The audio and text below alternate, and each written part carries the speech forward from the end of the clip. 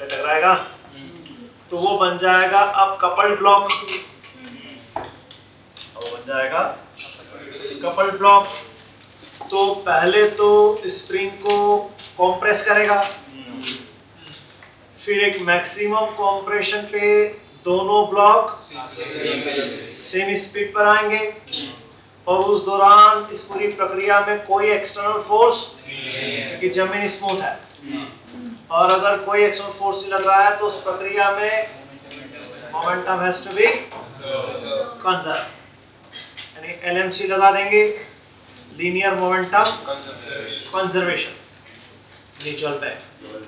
तो linear momentum conservation में जब दोनों कंबाइंड एक स्पीड चलेंगे तो वो कितनी हो जाएगी बताओ जरा?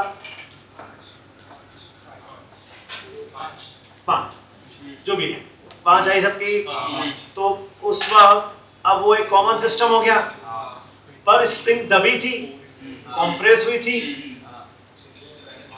तो फिर वो क्या करेगी? रीस्टोरिंग फोर्स डेवलप करेगी और वो वापस ब्लॉक को क्या करेगी? बाहर फेंकेगी। तो ब्लॉक कब तक बाहर फेंकाएगा उसके साथ? जब तक नेचुरल लेंथ में ना आ जाए, उसके बाद स्प्रिंग नहीं खिंचाएगी, क्योंकि स्प्रिंग उसके साथ कांटेक्ट में नहीं है। ये समझ में आई? तुमने क्या सोचा होगा? उसके बाद इलॉन्गेशन कौन जाएगी उधर? क्यों जाएगी? कट जुड़ी हुई कर म्यूचुअल बैक, यानी स्प्रिंग तब के साथ ब्लॉक तब तक कांटेक्ट में होगा जब तक स्प्रिंग वापस नेचुरल लेंथ में ना आ जाए। तो एक तो कांटेक्ट में आया मैक्सिमम कंप्रेशन तक जाने का टाइम, और फिर उस कंप्रेशन से नेचुरल लेंथ तक लाना है, इलॉन्गेट करना ही नहीं है, सिर्फ नेचुरल लेंथ तक लाने तक का टाइम म्यूचुअल बैक। तो ये जो टाइम होगा वो हमने जो कपल्ड ऑसिलेटर का टाइम पढ़ा था उसका आधा हुआ ना? अरे कपल्ड ऑसिलेटर पढ़ा था,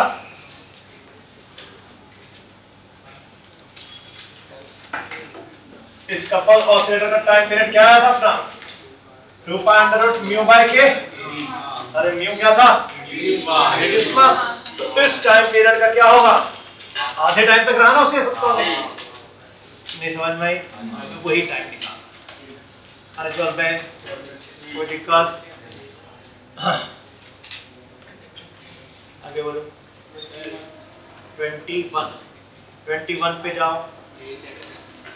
हाँ, पेज नंबर 32 पे 21, पेज 32, क्वेश्चन नंबर 21।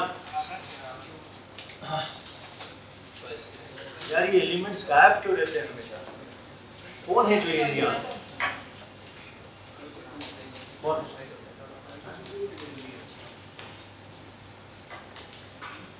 एक क्लास की बात नहीं, मैं हमेशा देखता हूँ खाली रहता है।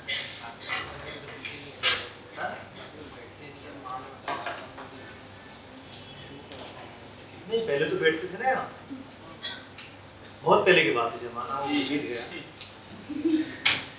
बहुत पहले की बात है। वही तो है ना जो गायब है यहाँ। हाँ एक का तो तुमने बता दिया मुझे, राजा सारा के कौन?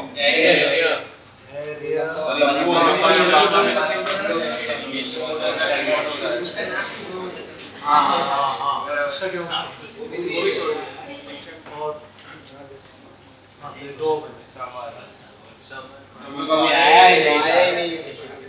नहीं, जो शुरू में भी नहीं आया उसका छोड़।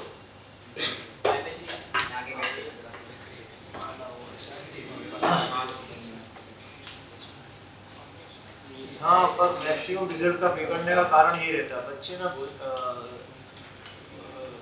कभी कभी तो 4-4 नाव में फेल होते। मैंने देखा 2 नाव में तो सुना था हमने बचपन में, वही फेल हो जाता था, 2 नाव वाला ही। तो यहाँ तो 4-4 नाव भी देखी हमने। अरे कहाँ मुंह मारते हैं बच्चे।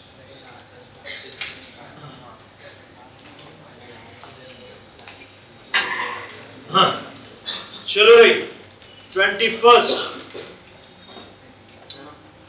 solid ball mass aim meant to fall from a height capital H on a pin suspended through a spring of spring constant K. If the ball does not rebound, यानी perfectly inelastic collision, does not rebound मतलब perfectly inelastic collision, then the amplitude of oscillation is, उसका amplitude क्या हो जाएगा? तो पहले तो ball को h हाइट से गिरी है तो √2gh स्पीड से वो टकराएगी। अरे बॉल गिरेगी ना, meant to fall from a height capital H, अरे दिया है, तो बॉल हमारे पेन पर कितनी स्पीड से टकराई? √2gh वाली स्पीड से टकराई। अब टकराते से ही वहां पर उसको स्पीड क्या मिली? पेन और बॉल कंबाइंड सिस्टम को, पेन और बॉल, पेन का मास कितना है? जब पेन तो मास लेस है, पेन तो यानी उस स्पीड में कोई चेंज नहीं होना है। जिस स्पीड से टकराई है उसी स्पीड से नीचे प्रोसेस चलनी है उसकी, नीचे और पे। करो करो फटाफट, क्या ऐसे देखते रहते हो? ठीक है, आप बस क्या रखा है जिंदगी।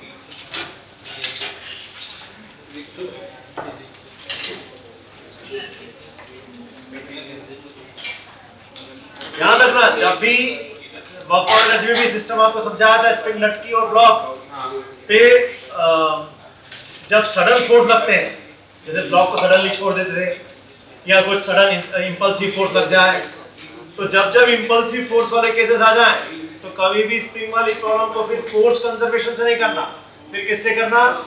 Energy conservation. With impulsive forces, always do the problem with the spring energy conservation. Work और एनर्जी में से बहुत प्रॉब्लम की हमने। ये क्वेश्चन अगर यहाँ ना होकर WBE की टेस्ट में भी आए तो चलेगा। इसको सीधे एनर्जी कंजर्व करके अपने इक्विलिब्रियम की पोजीशन माइनस कर देते हो। मैं और क्या बोल रहा हूँ? एनर्जी कंजर्वेशन से करना। हाँ मतलब एनर्जी कंजर्वेशन से करना चाहिए इसी प्रॉब्लम में।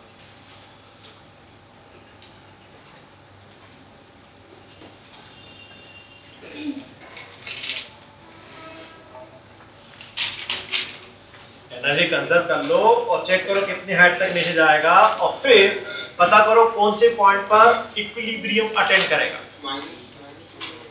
अच्छा, इक्विलिब्रियम अटेंड करने वाली पोजीशन निकालने के लिए क्या करोगे? वो फोर्स बैलेंस कर, वहां पे फोर्स बैलेंस कर, तो इक्विलिब्रियम वाली पोजीशन फोर्स बैलेंस करके और एनर्जी कंजर्वेशन से कितना नीचे तक जाएगा वो पता करो। तो फिर जैसे मान लो यहां से एनर्जी कंजर्वेशन करने के बाद तो यहां तक आ रहा है मान लो, पर इक्विलिब्रियम यहां अटेंड होती है, तो एम्पलीट्यूड क्या हुआ? h माइनस h, ये हुआ ना एम्पलीट्यूड। नहीं समझा?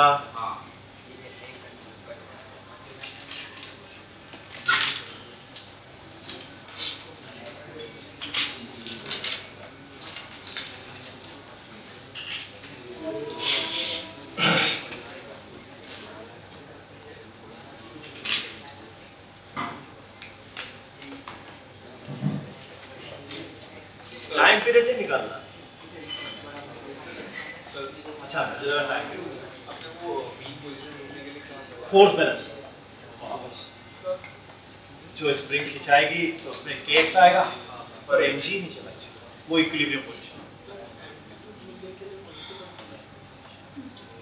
पहले तो एनर्जी कंजर्वेशन की लेंथ आ गई, यहाँ तक आया, इक्विलिब्रियम की पोजीशन यहाँ पर है, तो ये मीन पोजीशन हुई ना, तो फिर एम्पलीट्यूड क्या होगा? h minus h।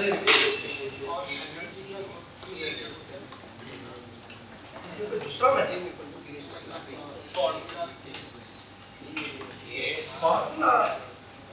तो उससे भी कर सकते हो, मीन पोजीशन की वेलोसिटी पता कर, तो वो होती है a ओमेगा मैक्सिमम, तो वहां से भी एम्पलीट्यूड निकालने का तरीका होता है। पर यहाँ पर मीन पोजीशन की स्पीड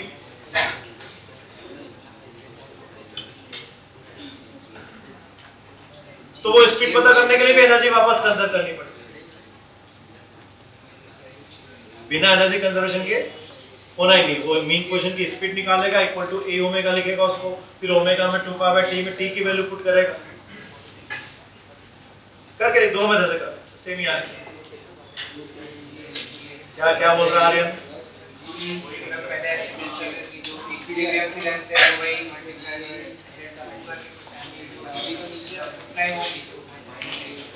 हाँ तो ये तो बोल रहा हूँ, एनर्जी कंजर्वेशन की हाइट और इक्विलिब्रियम की हाइट दोनों माइनस कर दो तो वो आ जाएगी ना सर। वो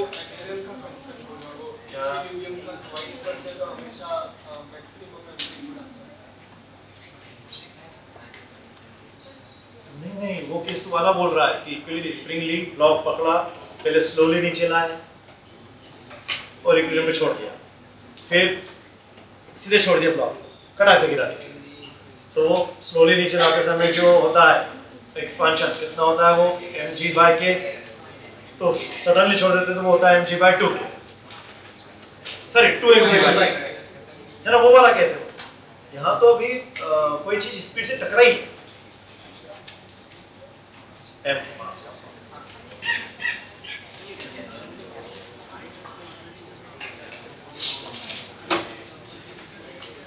अरे हुआ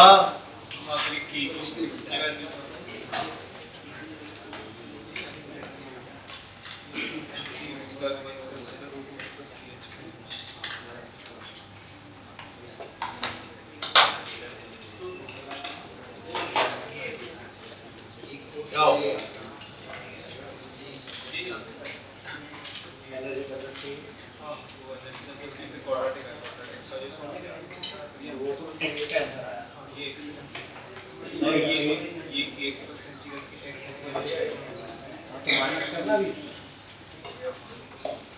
बराबर नहीं, माइनस करने के बाद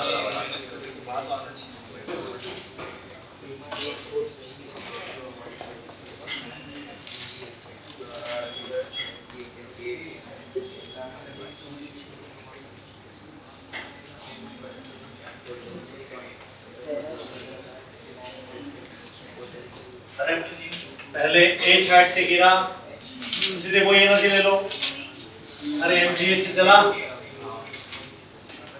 फिर पेन पे टकराया तो पेन से इलोंगेशन मान लो कितना हुआ x1, तो हाफ के x1² प्लस mg x1 वो भी लिखा है ना, इतना दोनों लॉस हुआ ना यहाँ पर। जो mgh गिरा था उससे मिलाना ये सब, नहीं मैं गलत लिख रहा हूँ ना, हाँ माइनस लिख रहा हूँ ना, ये तो इधर आना चाहिए था ना, हाँ, तो ये x1 में क्या बन गई कोऑर्डिनेट सॉल्व करो इसको,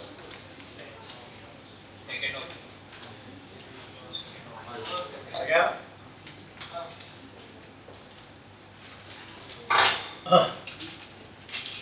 अरे चल पे चलो, तो आज फिर मैं कुछ कराऊं क्या, कुछ पढ़े ऐसे चे साइकोल ले 27 भी देख लो अगले पेज पर, 33 पर। In the figure, the block of mass M attached to the spring constant K is in contact with completely elastic ball. Elastic ball मतलब बॉल पे जब टकराएगा, जिसकी स्पीड टकराएगा उस सीधे वापस उड़ेगा, कोई एनर्जी लॉस नहीं होगा। And the compression in the spring is E. E क्यों दिया है? The further is compressed, the spring is further compressed by E by displacing the block towards left and is then released. एक minute, शुरू में क्या लिखा था? एक मिनट, नहीं, दीवार के कांटेक्ट में है तब भी स्प्रिंग ऑलरेडी कॉम्प्रेस है, ऐसा बोला। नेचुरल लेंथ पे नहीं है, हाँ, ऑलरेडी इस पोजीशन पर कॉम्प्रेस है वो। अर्जुन भाई, उस वक्त ये ब्लॉक इसके साथ कांटेक्ट में है दीवार के साथ, अब इसके बाद इसको मतलब ये कॉम्प्रेशन कितना है ऑलरेडी इस स्प्रिंग में, ई का है, यानी इधर के ई फोर्स डेवलप हो चुका है, सॉरी इधर, अरे कॉम्प्रेस है ना, इसके बाद फिर ब्लॉक को पकड़ा और ई से दबाया, यानी स्प्रिंग का टोटल कॉम्प्रेशन कितना हो गया 2E, यानी यहाँ पर स्प्रिंग फोर्स कितना है G×3। अब यहाँ से सिखाएगा बात, ये है प्रोसेस। तो यानी यहाँ पर एनर्जी कितनी है इसके पास, आपके 2E²। अरे पहले पड़ी इतनी एनर्जी के साथ से सिखाने वाला है, तो निकालना क्या है,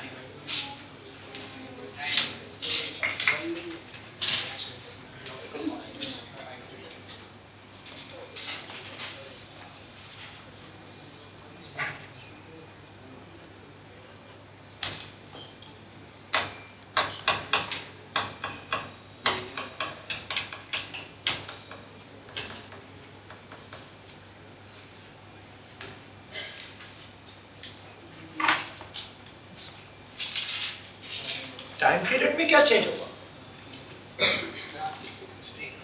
इलास्टिक बॉल है, ठीक है, एनर्जी का कोई लॉस नहीं हो रहा है, तो वो तो प्रॉब्लम कौन सी हो गई, बस फर्क इतना है कि अब की बार ऑसिलेशन के दौरान स्प्रिंग कभी अपनी नेचुरल लेंथ पर नहीं आने वाला, स्प्रिंग कभी नेचुरल लेंथ में नहीं, कॉम्प्रेस में ही वो कर रही है।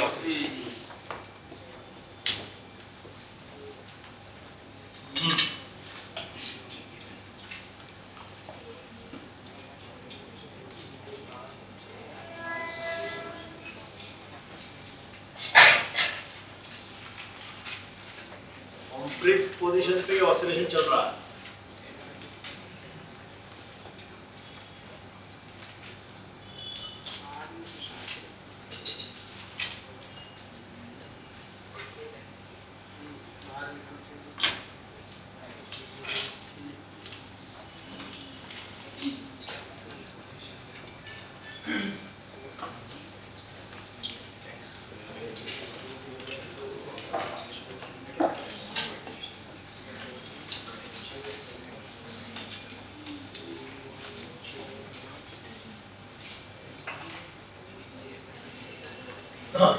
चलिए ये बताओ कि अगर ये दीवार नहीं होती,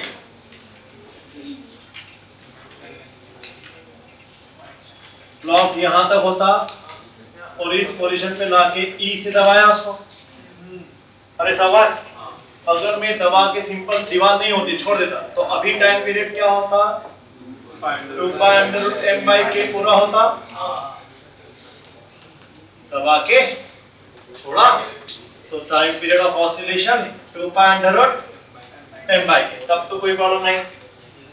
पर वादा ये हो गया कि अगर मैं यहाँ दबा के छोड़ता तो जितना यहाँ से बाहर जाता E अंदर भी आता,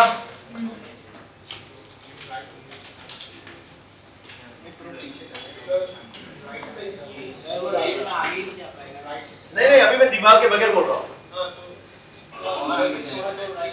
तो अगर कॉम्प्रेस करके छोड़ा है तो यहां से जब बाहर आएगा इस पोजीशन पर, यहां से थोड़ा आगे निकल जाएगा और फिर वापस आएगा, तो यानी ऑसिलेशन यहां होता जिसका टाइम पीरियड 2π√m/k होता, पर अब यहां पर आ गई ये दीवार, वो वाला केस ही नहीं हो पा रहा है, इस पोजीशन पर ऑलरेडी ई से कॉम्प्रेस्ड है, यहाँ पर एक फोर्स डेवलप हो चुका है कि और ई से कॉम्प्रेस कर दिया पर,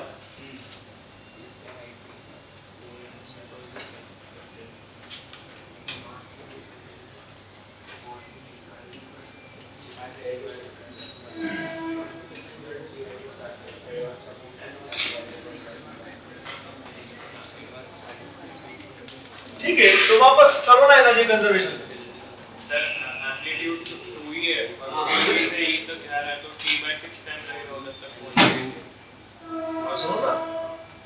हाँ मतलब यूं बोलो कि y की वैल्यू भाई करेगा तो ऑसिलेशन सिंगल ब्लॉक वाले का टाइम पीरियड का फॉर्मूला तुम दुनिया में कहीं भी ऑसिलेट कराओ 2π√m/k ही होगा, किसी भी सिचुएशन में कराओ, उस टाइम पीरियड में कोई चेंज नहीं होना है। अब पता ये करना है कि अपनी प्रॉब्लम में उस 2 m/k में कहां से कहां तक चल रहा है, कहां से कहां तक चल रहा है। तो अपनी प्रॉब्लम में वो कहां से कहां तक जा रहा है, ये वाले वॉल से 2 तक जा रहा है। पहले तो कंप्रेशन करता है।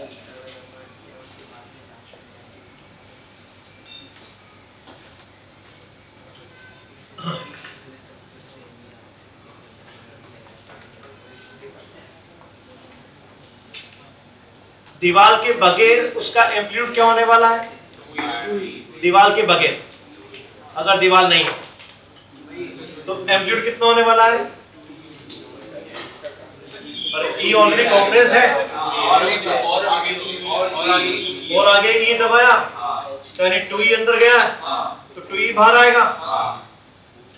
ठीक है, तो यानी दीवार के बगैर 2e हो रहा है, तो इसका मतलब दीवार के साथ उसका टाइम कितना हुआ, और 2e से e आने तक का, 2e से e आने तक का टाइम, तो 2e से e आने का टाइम को बोलो तुम एम्पलीट्यूड के रिस्पेक्ट में, तो 2e से e आने का टाइम को हम बोलेंगे एम्पलीट्यूड के रिस्पेक्ट में a से a/2 तक आने का टाइम। तो वो टेबल में देखो अपने टाइम क्या लिखा था, a से a/2 तक आने का, a से a/2 पक्का, देखो क्वेश्चन में टेबल बने थे ना।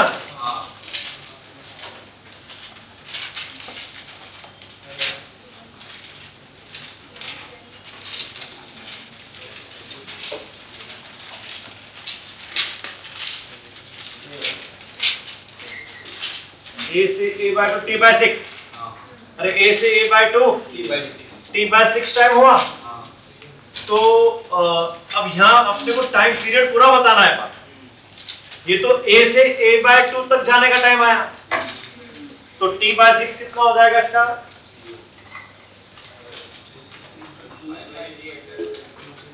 5/3 m/k। ये तो a से a/2 तक आने का टाइम, फिर a/2 से वापस a तक आने का टाइम, तब होगा ना एक ऑसिलेशन, a से a/2 तक आना फिर a/2 से a आना, तो एक ऑसिलेशन काउंट हुआ ना ये। तो इसका मतलब वो भी उतना ही रहेगा, अरे a/2 से a तक जाने का टाइम उतना ही आएगा, यानी इसी टाइम पे कर दो डबल, तो यानी क्या हो जाएगा 2π/3 m/k। नहीं चल पाएगा क्योंकि ऑलरेडी कॉम्प्रेस पोजीशन थी, आपके पास पूरा ऑसिलेशन, तो यानी पहले बिना गॉल के सोचो कि कितना ऑसिलेट करेगा और फिर बताओ कि यहां पर कहां से कहां जा रहा है अपनी प्रॉब्लम। अरे चल भाई,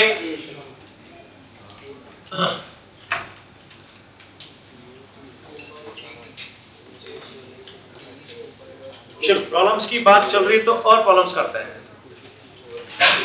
नहीं चल भाई, मैं लूप प्रॉब्लम्स,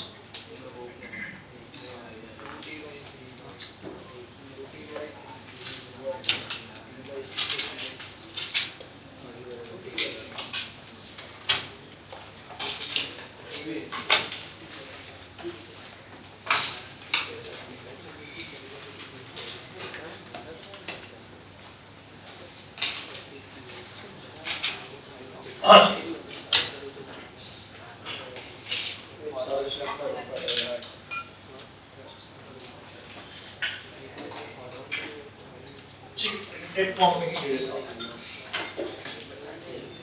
बोर्ड पे लिखने की बजाय।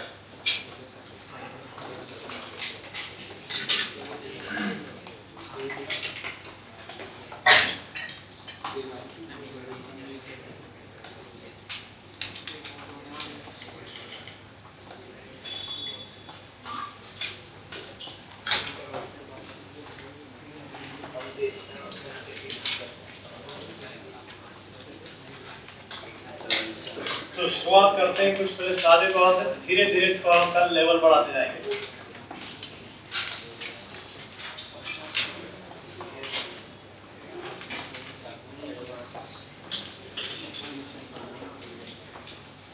तीन आइडेंटिकल स्प्रिंग, तीनों का स्प्रिंग कांस्टेंट की, 3 बॉल से जुड़ी हैं, तीनों का मास F।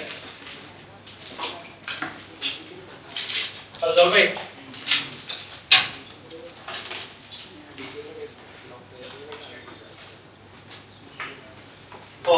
तीनों इक्विलर ट्रायंगल के वर्टाइसेस पे आ रही हैं। They are on the vertices of equilateral triangle.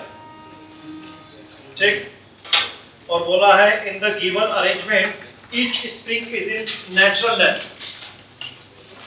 All springs are in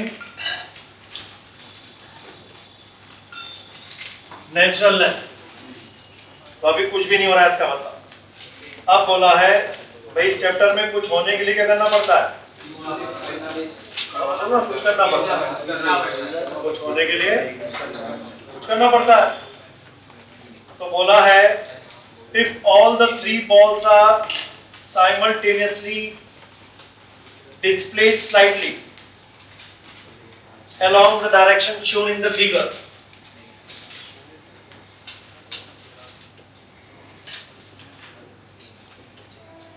if all the three balls are simultaneously displayed slightly as shown in the figure and released, find the time period of the oscillation. तीनों ball को एक साथ खींच के छोड़ा और slightly displace किया छोटा। Find the time period of oscillation.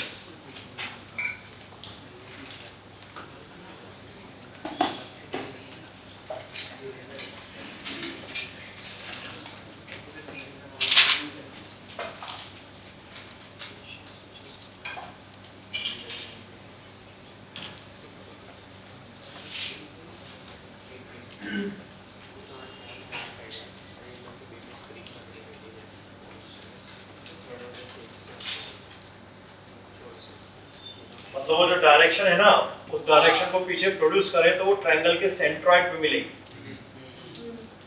ऐसा खींचा है, डायरेक्शंस को पीछे प्रोड्यूस करूंगा तो वो ट्रायंगल के मतलब एंगल बाइसेक्टर पे है।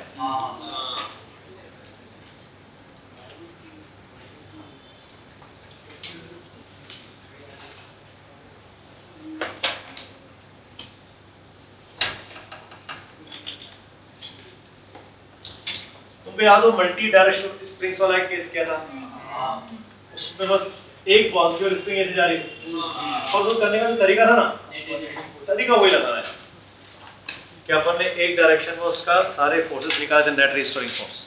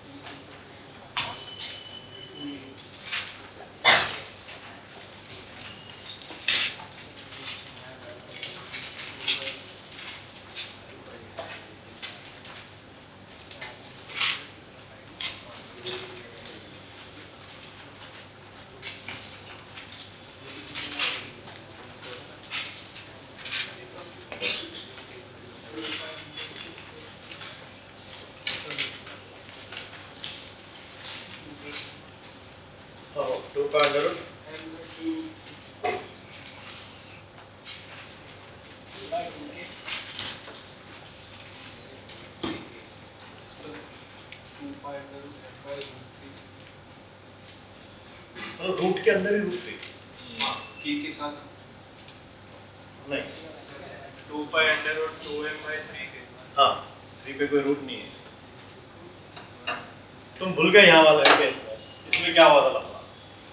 इसको रिजॉल्व करना। आप कह रहा है कि इसका जो डिस्प्लेसमेंट था वो डिस्प्लेसमेंट इन दोनों को दिया था और जो रिस्टोरिंग फोर्स है वो तो अपने डायरेक्शन में आए थे ना। ऐसे इसका कंपोनेंट लेना पड़ता ना सर, इसका भी कंपोनेंट लेना पड़ता ना सर।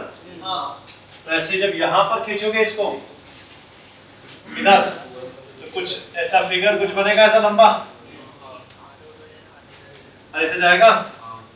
पर ये थोड़ी ना स्प्रिंग का एक इलॉन्गेशन है, स्प्रिंग का एलोंगेशन तो ये होगा ना, नहीं आई। तो इस डाटा से पहले स्प्रिंग का एलोंगेशन बनाओ, तो ऐसे उसका भी होगा। अच्छा, फिर जो रीस्टोरिंग फोर्स पैदा होगा वो तो स्प्रिंग के अलाउ होगा ना, मतलब उसको भी हाँ इधर और इधर होगा ना, तो उसे भी क्या करना पड़ेगा अंदर, ये दोनों उसको देंगे ना रीस्टोरिंग फोर्स ऐसा। तो हीट पर इसको दी थी कि उसके ऐसा करना है।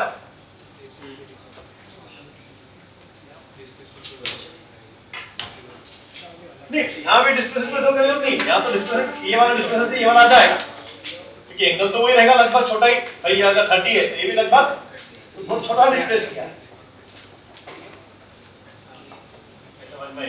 तो हम स्मॉल एंगल में उसको मान सकते हैं कि वही लगभग सेम एंगल है। या शुरू में तुम थीटा लिख के चलो इसको, बाद में थीटा की वैल्यू 30 रख दो, पहले थीटा के फॉर्म में निकालो। हाँ तो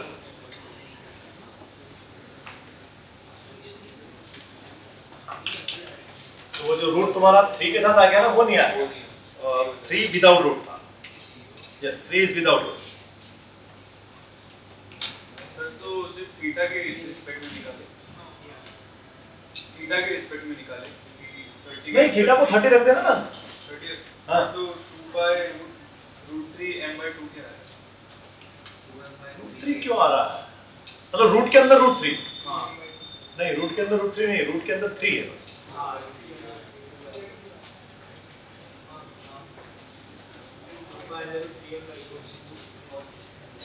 m/3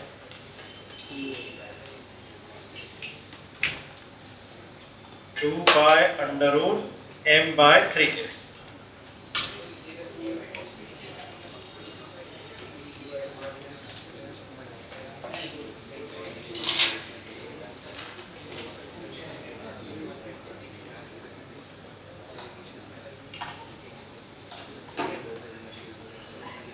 चलो इधर देखो, मान लो आपने बॉल को इधर से डिस्प्लेस किया, देख लो मीडियन की डायरेक्शन में उसको डिस्प्लेस किया था सपोज y से, तो स्प्रिंग का एलोंगेशन कितना हुआ, y cos थीटा अरे होगा। और इस स्प्रिंग की छेड़खानी इधर से भी y cos थीटा की, उधर से भी तो मिलेगी, यानी एक स्प्रिंग का टोटल एलोंगेशन कितना होगा,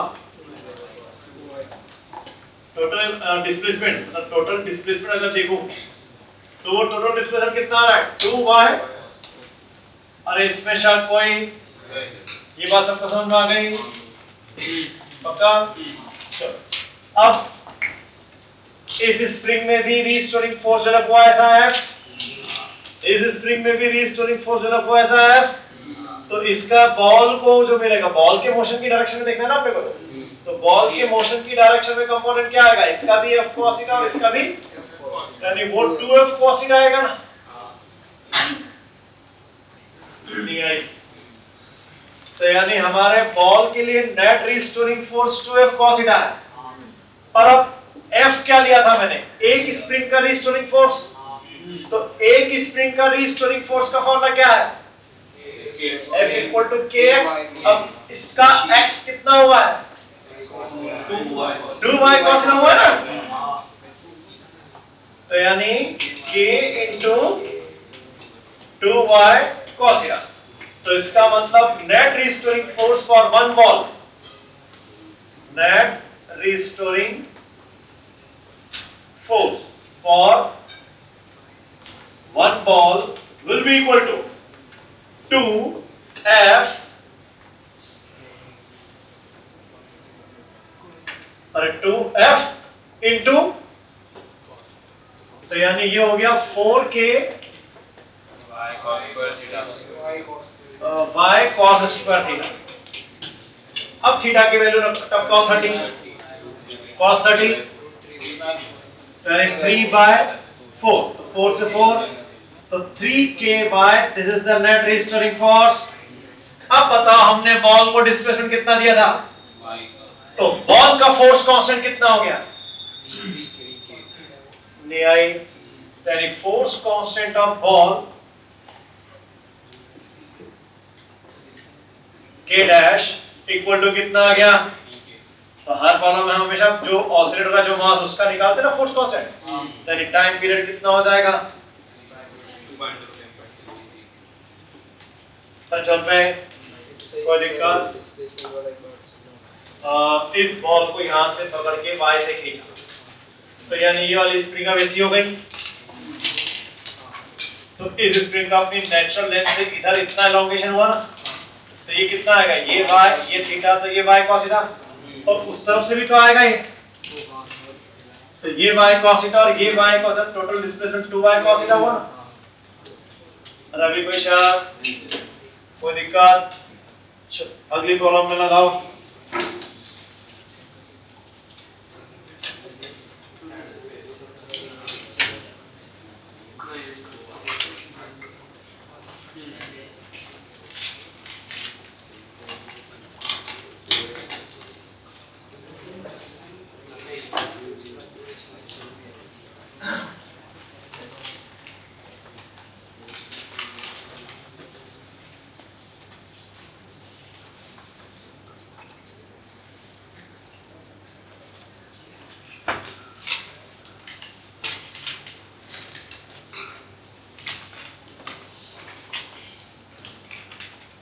पूरा लिखने में जाए इसको प्रिंटेड ही भेज देता हूँ।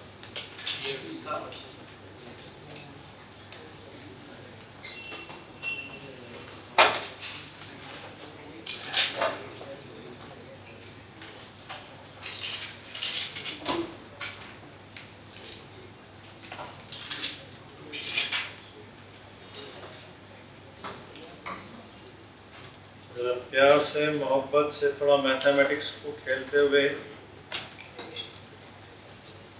अपनी पूरी अंतरात्मा से जोर से पुकारना,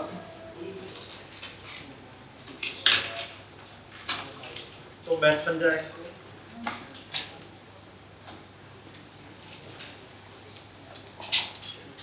आज का मैथ प्रोफेसर डाला, फिजिक्स ज्यादा नहीं, मैथ का जरा ध्यान देना।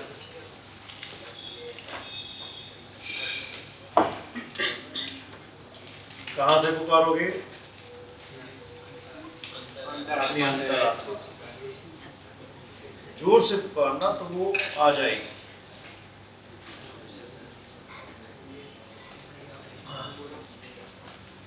अरे किसी को जब भूत बाधा हो जाती ना, बहुत विशाल डायमंड, तो आप जो उसके बहुत करीबी होते हैं, वो अगर उसको अपने मन से चिल्लाए तो you can back the person, उसके चुंगल से निकाल के ला सकते हैं। पर जो उसके करीबी इंसान होता है नहीं चल रहा है, तो आपको भी प्रॉब्लम के करीबी होना पड़ेगा। मैंने बहुत देखे थे इससे एग्जाम्पल, और हमारे इंदौर राठौर बड़ा बहुत होते थे, सारे जबरन में से नाटक करती थी, मारने की इच्छा होती पकड़ के जबरन में ही।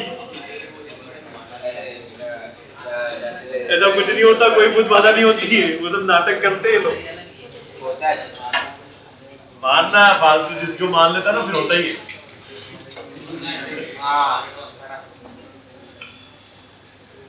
दूरी लेने का ऐसी चीज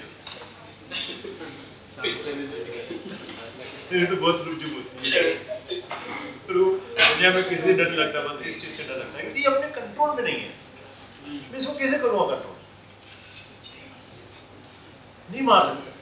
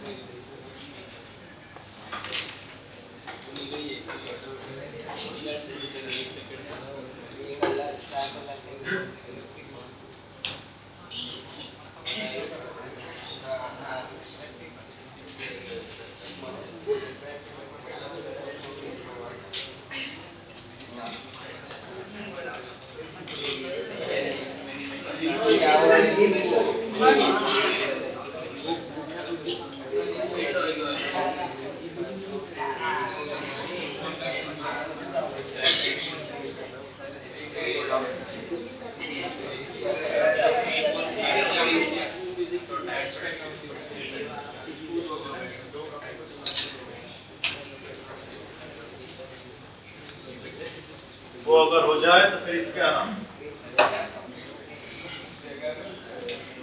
इसको समझ लो एक बात, ऐसे कॉन्वेक्स सरफेस पे से रखिए रॉड और ऐसे रखिए, फिर इधर से छोड़ दिया। समझ में आया ऑब्जर्वेशन? नो स्लिपिंग, कहीं पे भी स्लिप हो गया नीचे, बस थोड़ा सा डिस्प्लेस करोगे एंगल पे और छोड़ दोगे।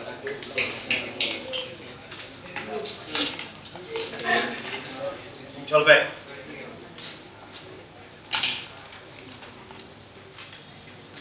सर नीचे का ये तो हो गया था।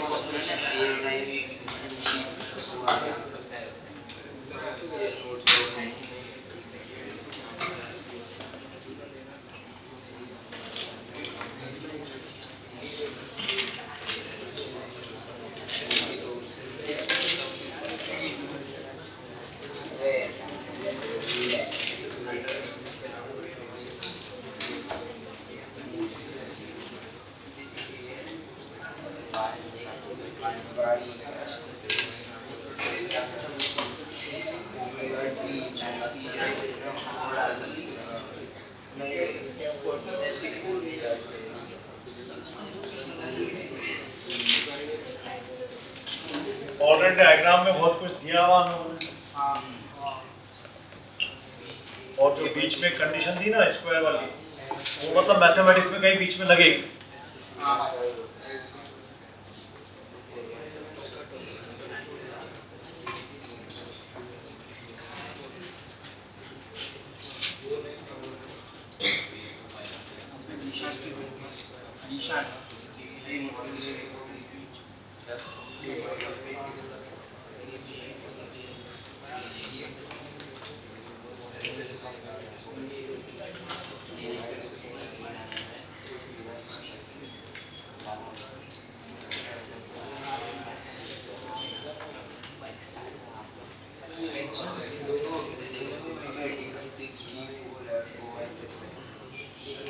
तो वो जो वाला फिगर जो होगा ना डिस्कस करने वाली हूँ,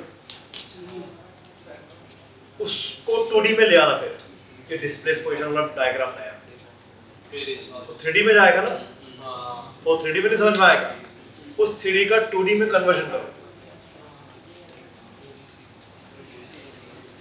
ये सब लिखा हुआ है,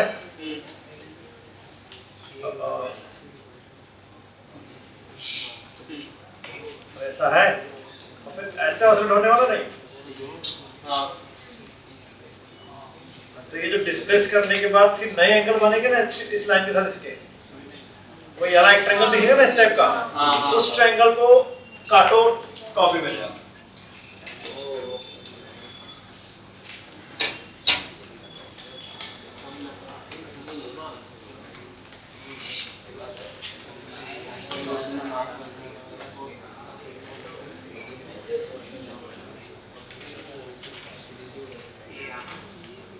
बेटा तो प्रॉब्लम कौन रहा है, दूसरा क्या कर रहा है? एक डाउट था वो ढूंढ रहा हूँ।